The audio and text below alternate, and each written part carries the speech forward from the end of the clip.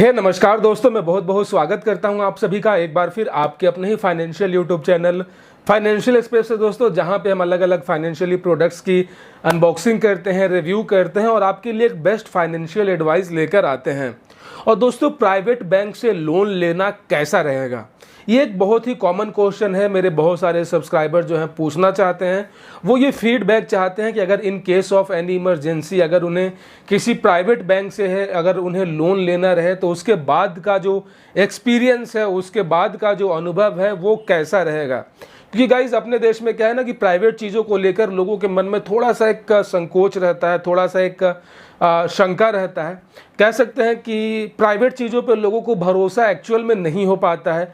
उनका किस तरीके से वो काम करते हैं, किस तरीके से उनका टोटल प्रोसेस होता है, क्या इंटरेस्ट चार्ज करेंगे, लोन इम्बर्समेंट के बाद उनका रिकवरी कहीं जो है हमारे फेवर में तो नहीं रहेगा। ऐसे बहुत सारे ऐसे क्वेश्चंस होते हैं जो लोगों के मन में आते हैं। और नो डाउट हम सभी के लाइफ में जो है पैसों की बहुत बड़ी अहमियत होती है। और in case of any emergency, जब हमें अचानक से कुछ पैसों की जो है ज़रूरत पड़ जाती है, मेडिकल एक्सपेंसेस हो जाएं, पढ़ाई लिखाई में खर्चा हो गया या फिर कुछ और, अगर हमें कुछ खर्चे आ गए तो अगर हमें लोन लेना रहे तो हमें जो है प्राइवेट बैंक का एक एनालिसिस कैसा रहेगा। क्योंकि दोस्तों आप जानते हैं कि सरकारी बैंक में एक अलग ही उनका सिस्टम चलता है, उतना रिस्पॉन्सिबल नहीं होते हैं। तमाम तरह के आपको डॉक्यूमेंट्स आपसे मांगे जाते हैं, आपको दौड़ाया जाता है।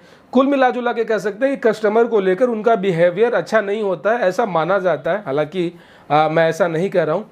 वही अगर बात करें प्राइवेट कोई भी प्राइवेट ऑर्गेनाइजेशन हो, प्राइवेट कंपनी हो या फिर अगर प्राइवेट बैंक ही हो, वहाँ पे जो है कस्टमर को काफ़ी अच्छी तरीके से जो है वहाँ पे ट्रीट किया जाता है और आपका हर एक लेवल पे आपकी हेल्प की जाती है। कस्टमर सपोर्ट, कस्टमर असिस्टेंस काफ़ी अच्छा रहता है। और ये भी कह सकते हैं कि लोन लेने के मामले में जितनी तेज़ी से प्रोसेसिंग प्राइवेट बैंक करते हैं, जितनी जल्दी अमाउंट जो है आपके बैंक अकाउंट में आएगा, उतना जल्दी सरकारी बैंक में नहीं करते हैं। क्योंकि उनका कोई अपना टारगेट नहीं होता है, उनके ऊपर कोई रिस्पॉन्सिबिलिटी या प्रेशर नहीं होता है। वही बात करें प्राइवेट बैंक्स का, तो उनका जो बिजनेस मॉडल है वो इसी के ऊपर है। तो जाहिर सी बात है कि उनके ऊपर प्रेशर रहता है, उनको टारगेट्स पूरे करने होते हैं। तो वो कभी भी किसी को लोन देने में आनाकानी नहीं करते हैं। वो तो लोगों को पकड़ पकड़ के बुलाते हैं कि आइए लोन ले लीजिए। और as compare to government bank, ये जो है काफ़ी आकर्षक और काफ़ी अट्रैक्टिव जो है इंटरेस्ट प्लान्स इनके होते हैं। तो कुल मिला जुला के कह सकते हैं कि अगर किसी को सडनली, किसी को अचानक से अगर कुछ पर्सनल लोन्स वगैरह चाहिए होते हैं तो उनके लिए प्राइवेट बैंक जो है काफ़ी एक अच्छा ऑप्शन हो सकता है as compare to government bank. बाकी तो आपके ऊपर है, लेकिन यहाँ पे थोड़ा सा जो है पलड़ा भारी है प्राइवेट बैंक्स का।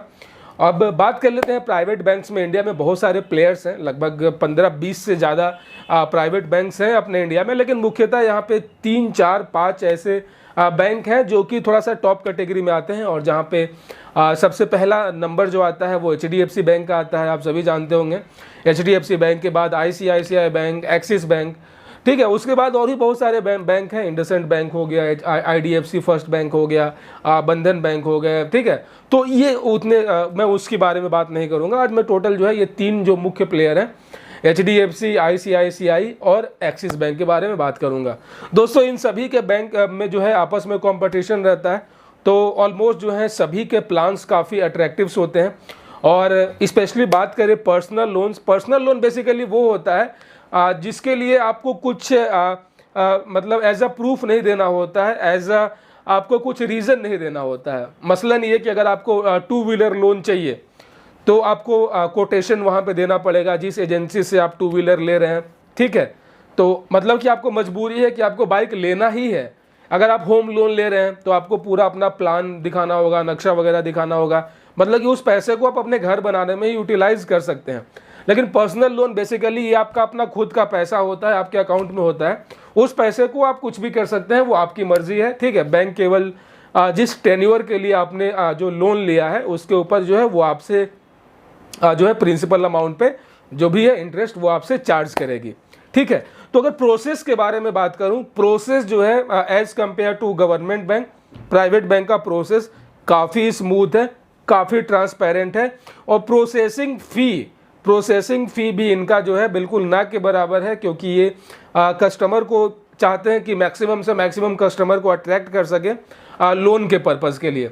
ठीक है, तो इनका जो है एक तरीके से जो भी इंटरेस्ट रेट होता है वो गवर्नमेंट बैंकों के बराबर ही होता है।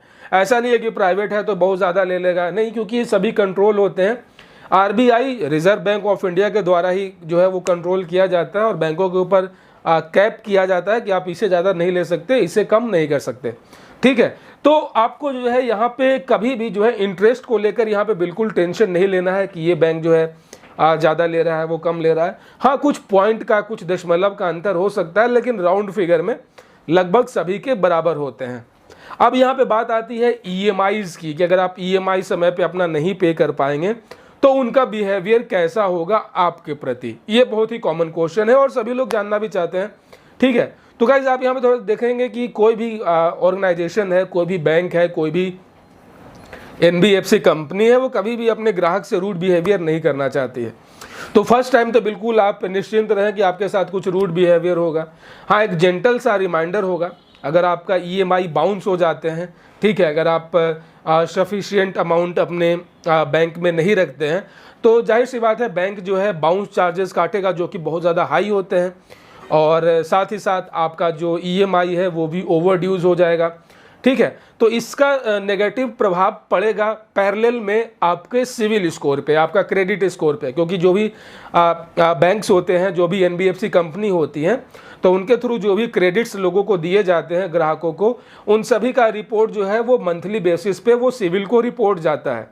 ठीक है, तो अगर आपका ऑन टाइम रीपेमेंट रहेगा, अगर आपका कस्टमर बिहेवियर अच्छा रहेगा, तो आपका एक पॉजिटिव रिमार्क होकर आगे सिविल के पास जाएगा, जो आपकी मदद करेगा आपके सिविल को बढ़ाने में, एक अच्छा सिविल मेंटेन करने में।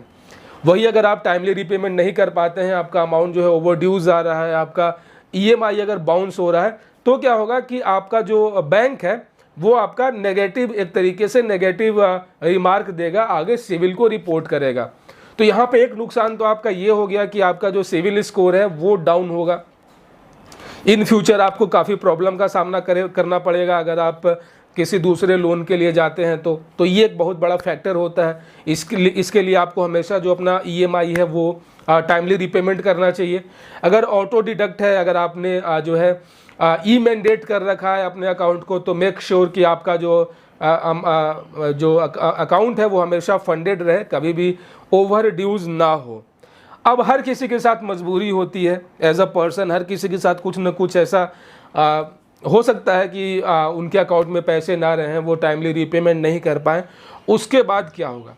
तो गाइस शुरुआत में क्या है कि 3 महीने का आपको ग्रेस पीरियड दिया जाता है।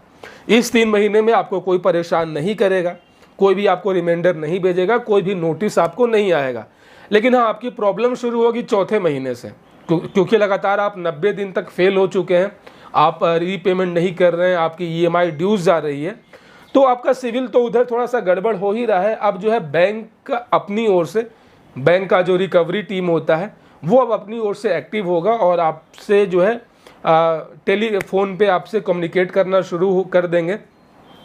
जो भी उनके रिकवरी एजेंट्स होते हैं वो टाइम टू टाइम आपको अपडेट करते रहेंगे कि सर आपका ईएमआई पे है, ईएमआई पेंडिंग है, ये है। ठीक है, तो एक तरीके से वहाँ पे सेटलमेंट का भी ऑप्शन होता है कि अगर आप पूरा पेमेंट नहीं कर पा रहे हैं, ठीक है, तो आपके प्रिंसिपल अमाउंट को बढ़ा दिया जाएगा और जो भी आपका इंटरेस्ट रेट है उसमें जो है थोड़ा सा मॉडिफिकेशन करके जो है आपको एक तरीके से मोटिवेट किया जाएगा, क्योंकि बैंक भी चाहती है कि आपका रिलेशन अच्छा बना रहे और आप बैंक से जुड़े रहें। और जैसे ही आपका ये वाला लोन क्लोज होगा तो फिर जो है आप अगला जो है लोन के लिए एलिजिबल हो जाएंगे और बैंक आपको दूसरा लोन दे देगा।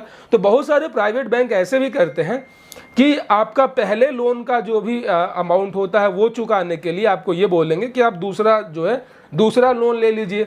इससे फ़ायदा क्या होगा कि आपका पहला जो है कोई भी रीपेमेंट जो है वो बाउंस नहीं होगा, टाइम टू टाइम आप रीपेमेंट करते जा रहे हैं, आपका सिविल स्कोर भी उधर अच्छा मेंटेन हो रहा है और एक तरीके से आपका पहला लोन जो है वो क्लोज हो गया, दूसरा लोन एक्टिवेट हुआ, लेकिन आपको एक एक्स्ट्रा टाइम मिल गया, और इसमें आप अपने फाइनेंशियली स्टेबिलिटी को सुधार सकते हैं और इस लोन को जो है टाइमली रीपेमेंट करके जो है आप अपने सिविल को ही बचा सकते हैं और बैंक में अपना एक अच्छा रिलेशन बना के इन फ्यूचर जो है आप और ज़्यादा लोन लेकर जो है आप अपने लाइफ स्टाइल को सुधार सकते हैं। सो दोस्तों, जो ये मन में जो डर है ना लोगों का प्राइवेट बैंक को लेकर, ये एक तरीके से बिल्कुल निराधार है, ऐसा नहीं होना चाहिए, ठीक है। स्पेशली प्राइवेट बैंक जो है कभी भी जो है किसी कस्टमर के साथ गलत बिहेव नहीं करता है, पूरी कोशिश करता है नहीं करने का। अब कस्टमर अपने साइड से ही रूड हो जाएगा या फिर वैसा रिस्पॉन्स नहीं देगा, तब तो भाई थोड़ा सा वो बनता है ये कड़ाई करना। लेकिन अगर आप पंचुअल हैं, अगर आप टाइमली रीपेमेंट कर रहे हैं, या फिर अगर आप लोन के ऊपर लोन लेकर अपने पुराने लोन को सेटल कर रहे हैं, तो नो डाउट आपके लिए private banks like ICICI, axis या फिर HDFC बैंक काफ़ी अच्छा हो सकता है पर्सनल लोन के लिए।